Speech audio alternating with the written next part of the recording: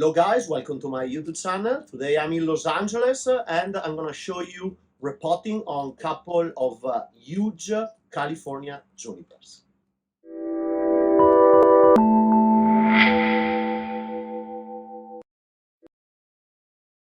For this video I'm in Los Angeles, it's January, and I'm gonna repot two incredible California juniper. These three I styled about 6 years ago, and then put in this beautiful Eric Krysovensky pot.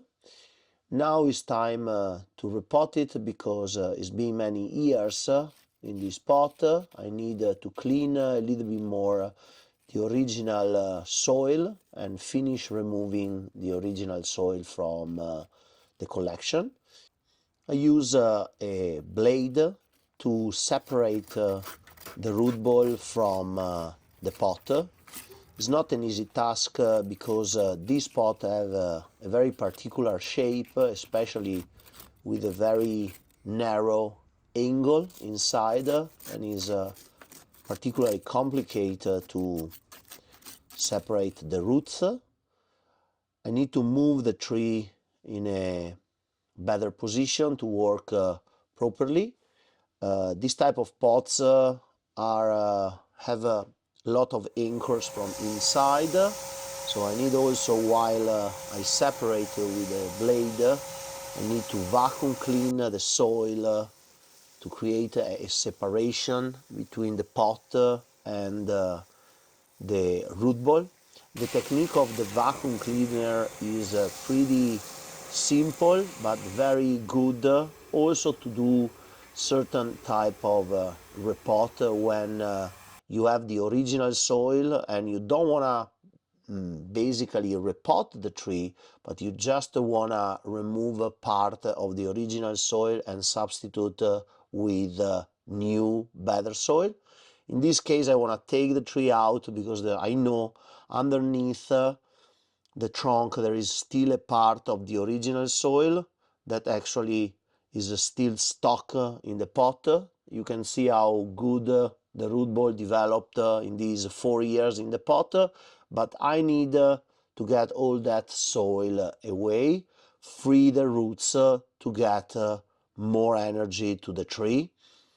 You see the separation here in this video between basically the two set of roots, and in that part where there was no roots is where the trees still have some of the original DG, the composite granite from the collection. It's important to remove all of that soil, and eventually if we find some dead roots, to remove also those. So also in this case I use the vacuum cleaner. I can suck away that decomposite granite, and then I will put the tree back in the pot and substitute with good soil.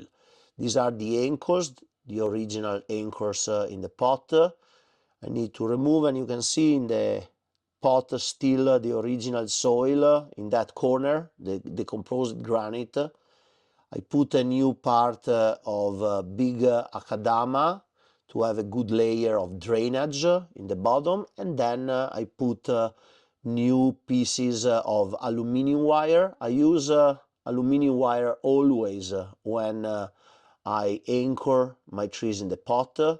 The anchor strategy is very important because we need to really anchor very well the tree at the new pot, finding anchors on the tree that can rely on the long run and have the tree solid connected to the pot. I use another layer of mix 50-50 akadama and pomace, and now I can remove some old roots that were inside of that original soil before putting back the tree in the pot. With the help of Hank, we can make the work a little bit easier, even if it's important to get the tree nice and steady into the new container. Now that the tree is back in the original position, I start re-anchoring in some points the aluminum wire. I use normally pieces of roots, or if I need, I can use some screw, some pieces of bamboo. In this case, I have a couple of good old roots that were transformed in gin that I can use to anchor very well the tree and the pot, and one anchor can go over the root ball in a position where the root ball start being nice and compact, and then I can fill all the gaps with new soil, fresh soil, so I can have good oxygen inside, good humidity, and the tree can respond rooting very well and getting much stronger.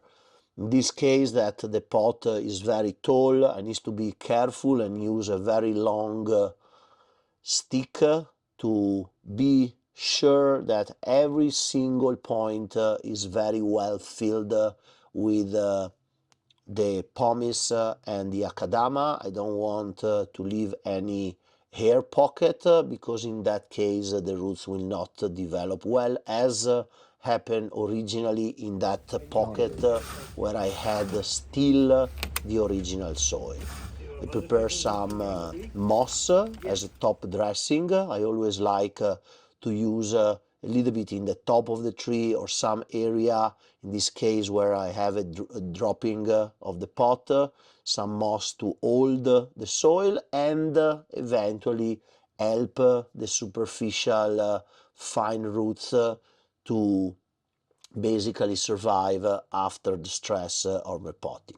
The first watering is very important. I want to water very deep to flush out all the dirt from the drainage holes, and I also water a little bit the foliage of the tree so the tree can be nice and happy. This is the second tree, another big California. This one is almost, and you will see a big air layer. So we struggle a little bit to remove from the original pot. The tree is very, very heavy, but is strong. The root ball is pretty compact. So we have to take it out because the goal for this tree is to reduce the size of the pot. You can see how big is the root ball and how many roots the tree has. We need to be careful to get all the roots out, especially with trees with a lot of deadwood. Normally a part of the root ball is not really well connected to the trunk because it grows around. But in this case we was successful to take the tree out of the pot. Here you can see the old taproot that was cut when the tree was collected. My goal is to reduce that taproot as much as I can, bring all the new finer roots that are most of all superficial in the new pot that is smaller than the previous one.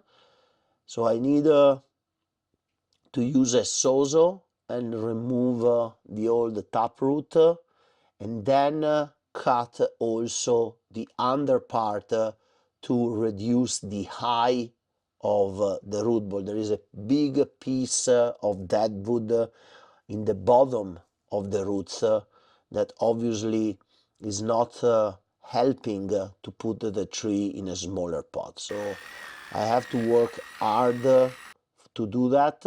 In this case, when I work a long time, I tend to spray water. You see the roots are wet because I spray water on the roots while I'm working, and now I cut horizontally because I want to remove the lower part of that deadwood.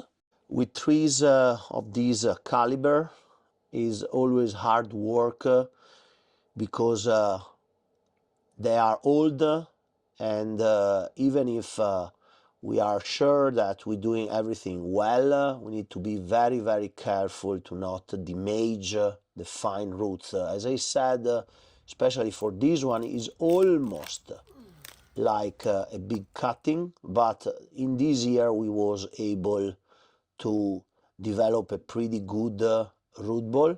Also on this one, we are very, very careful to secure and position the tree well in the new pot. You can see the pot now is much smaller, but we want to really highlight how majestic is the trunk of this tree. We position the tree and we roll it in, so all the bottom soil will be in contact with the roots. Again, we don't want to leave any air pocket. I use some screws to position my anchor wire, and also if necessary I use pieces of wood to contrast some part that tend to basically go against the opposition of the wire that I wanna use to anchor the tree. You see, so I use a piece of wood and a wire with a screw to anchor very well. Every point of anchor is very important. Again, I don't want the tree to move, especially the month after repotting. Again, this repot is done in Los Angeles in January. Is the perfect time because it's fresh and there is moisture in the air, and this help the trees a lot to recover. Back home in Italy, I normally do this type of work in the beginning of March. Now that the tree is set and stable in the pot, I fill all the gaps with good soil, again 50-50 macadam and pomace, and then I water the tree for the first time after the repot before putting some moss to protect again the superficial roots. This routine is very important to me when I repot trees, and I'm sure I'm doing the work to preserve the strength of the tree so they can recover faster and grow very nice and strong.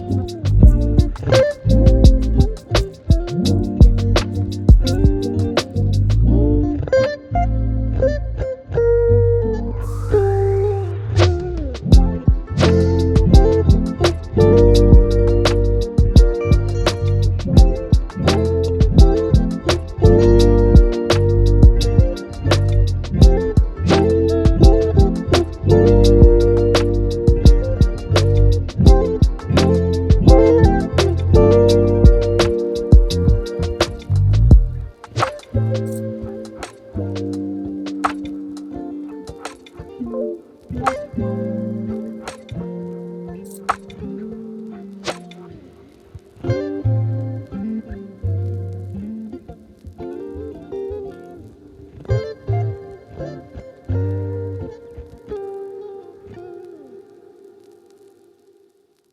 you for watching this video. I hope you enjoyed and I was able to explain you some of the tricks and tips to successfully repot big junipers or big trees. See you at the next. Hello guys, I'm so proud and happy to welcome this upcoming 2024 with my new book, Bonsai Dream #2, with a lot of articles and great bonsai transformation. So if you are interested, send me an email.